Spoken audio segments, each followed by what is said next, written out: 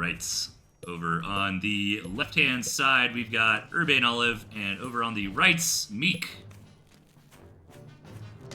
And UrbaneOlive's got a pretty nice spawn, kind of up on the high ground here. Got some decent second base options. I'm kind of worried for Meek here on the expansion front, right? I mean, I guess maybe they could come to the south and try to expand down that way, but it's not looking as clean as it does for Urbane. But we've got a 5-farm Warren coming out here from Meek, so getting some aggression going already. That's going to be spotted pretty quickly here by Olive. A 6-farm Warren should be fine. I wouldn't even bother selling any farms. Yeah, it's not super close rush distance. Sometimes if like the territories are basically touching, I would be a little bit more concerned, and maybe sell a farm. But I'm curious about this. This is not really a real strategy, right? Like the 5-farm Warrens, I don't know. Like the high level people just kind of know how to respond to it, and you are behind. However, the fact that Meek forced his opponent to also put down a Warren, kind of makes it no harm, no foul situation. So Urbane really would just probably be mostly concerned about seeing a second Warren there, but since there was no second Warren, we're pretty much just, yeah, kind of even Stevens here. So we're just going to have to see how folks want to move on from this point. Got to sell there on that Warren, and the reason Meek did that is because you get a refund for the squirrels. As a reminder, anybody who doesn't play or kind of tangentially watch this a little bit, you get full refunds in Tooth and Tail. So if you sell something, you get all your money back. The only exception to that are mole warrens. Well, really, the broader exception is that if something has taken damage, then you get a % of the refund based on the HP, right? And then the mole warrens take permanent damage whenever they build moles, so you don't quite get your full money back off mole warrens. So we see tier 2 from both sides. Has Urbane seen the double tier 2? He did. So yeah, I mean, I don't know, right? Like, as Meek, this is probably a 1-base game. So then as Urbane, you need to be careful to not, to respect that, right? And not expand yourself or start investing money into it. I mean, some players can't, if you do it just right, you can kind of expand and not get run over, but you need a good defensive position. You need the right unit comps. And it is risky, especially if the opponent has moles. They can really get in there with the moles and slam down that mill. So I do generally agree with Urbane not expanding. Urbane is going to move out here. Gonna pull back for now. Yeah, kind of thinking about it. This is kind of a tough part in the game, right? Because, like, I don't know. I just feel like I want to attack. I want to swing, but like, nobody has an advantage right now. It's pretty even. Like, the only kind of advantage one person could have over another is if one unit comp is better or better in a situation or engagements, positioning, that kind of stuff, right? So since we haven't really had any shots fired this game, nobody's got a food advantage. Finally, Urbane is going to throw down that mill, and we are at the point where there's just so much food on the board that a little bit of food investment into a mill, into a couple farms, can sort of be negligible. Badger coming down from Meek, though. And yeah, this is what I was talking about earlier. Meek would most likely not expand this game, which Urbane needs to see the Badger. Doesn't see it. Now with all these Falcons out, the burst damage is just going to make it really difficult to be able to get there. So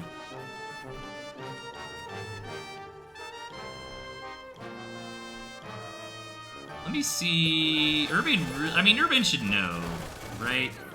Like, if there's no...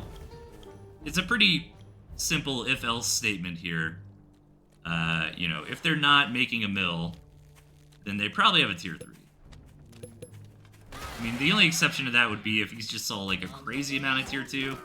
Yeah, both players have 4 tier 2 Warrens, but, Urbane's counting those 4 Warrens for Meek and be like, oh, I have 4 Warrens too, so I'm kind of worried for Urbane here.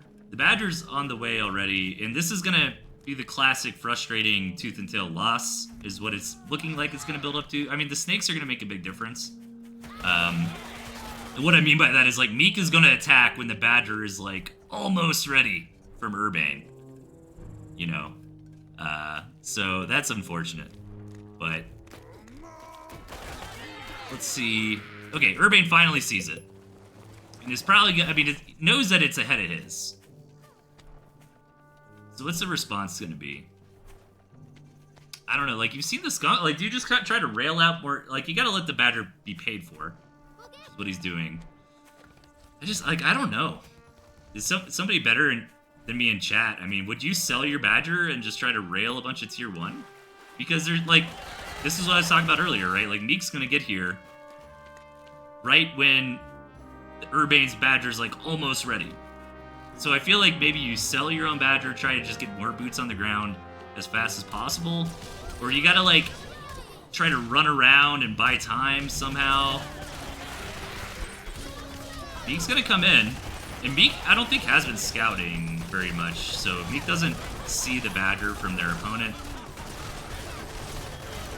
Let's see. I don't know. I mean, Urbane's kind of holding the fort for a minute. He's just gotta wait a little bit longer. His own Badger's about to be here. That Mill's gonna be lost, but oh, and now we're gonna get into some of my favorite Tooth and Tail here, where we are just down in the mud, no economy, every squirrel counts. Alright, the Badger did get here for Urbane, but he's now starving. Meek's gonna be starving soon, too. Yeah, one farm was killed by Urbane, there it is, yeah, that's GG. So, too much damage. But, you know, it is what it is. I saw that coming a mile away. I was like, man, that Badger's just, like, not gonna get out in time. Unfortunate. But cool. Yeah, Meek will take game 1 there. Bada bing, bada boom. All right, more replays. Let's go. See, why is it doing this? I gotta message Andy. Andy's been wanting to stream with me. I should see if he wants to do the finals or something. That'd be fun. All right, UrbaneOlive in the bottom and Meek up top. Oh, Meek, your deck. I hope you win. I hope you win the whole tournament because of this deck right here. So fun. Meanwhile, Urbane's deck is kind of no nonsense. I actually really like this. I like the Cam Falcon Wolf strategy. I think is really solid. I think Cam Falcon makes for, like, Cams make for a good early game. Cam Falcon makes for a good mid game. You pepper in that Wolf and scale up the Falcons for the late game. Yeah, this is all just group stage matches still, by the way, guys. I'm just, I am cleaning house here. I'm trying to, oh, I love that mole response. Trying to get to some of these old replays. So Meek was trying to do our version of, like, a Protoss cannon rush there. Taking that mill and building that turret. And so we'll see how it comes out. I mean, the turret balloon strategy, it's actually a pretty good map for that. Like, all these campfires here, these cabins that will become campfires, you know, they give you territory, you can build the defenses.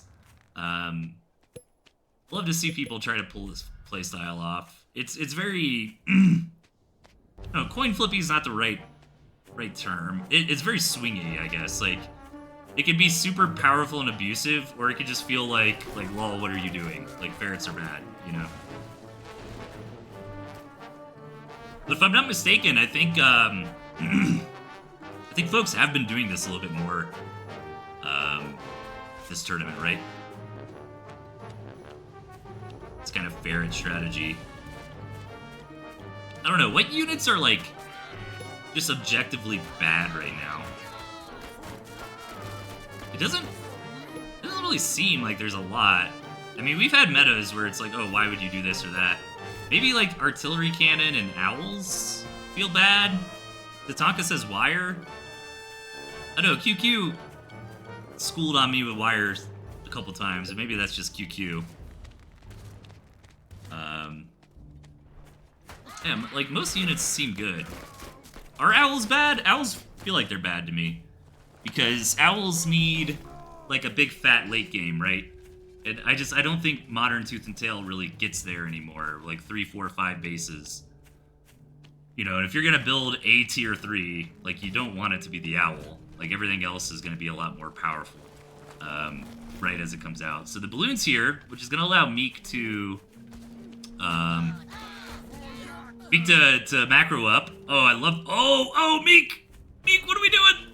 Oh my god, look at this. Hell yeah, brother. Let's go.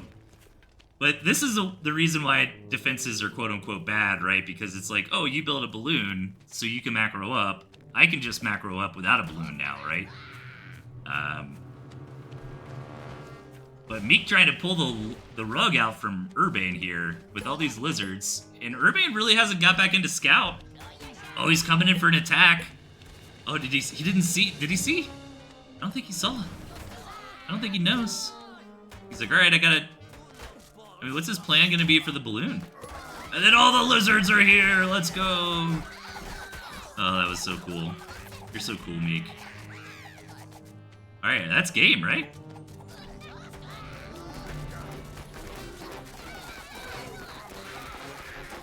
Hey, Iron Foxy says, first tournament I've caught live instead of on YouTube. Hello, welcome. Good to see you. We are watching a lot of the group stage matches. We're currently in round of 16. I yapped for a while at the beginning of the stream about my thoughts on the tournament, where we're at, what we could have done better. So check that out later if you would like. But now we are just in it. Look at all these turrets here. This is a crazy game. All right. This looks like the box art. This is a box art fight. Okay, no, he's gonna pull back. Meek got a lot of damage done. I wasn't really commenting very thoroughly there, but I mean, Meek's lizards came in. They took out a ton of farms. They traded pretty okay. And then now Meek is finally starting to get some of his own farms up here.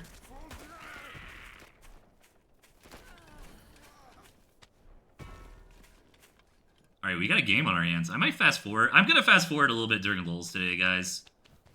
Just because I have so many replays that I want to get to. Also, I think Heirloom, who was it? Was it Heirloom and Chase? I don't know, a couple people were talking about playing round of 16 live. If anybody wants to encourage our round of 16 folks to play, I'm happy to cast that live. Just let me know. All right, here we go. Here's the defense, the march up with the ferrets. I think you're gonna need more ferrets than this. Oh no, Urbane's just gonna be like, no, I'm not gonna let this happen and try to push it in now. I think that's what you gotta do.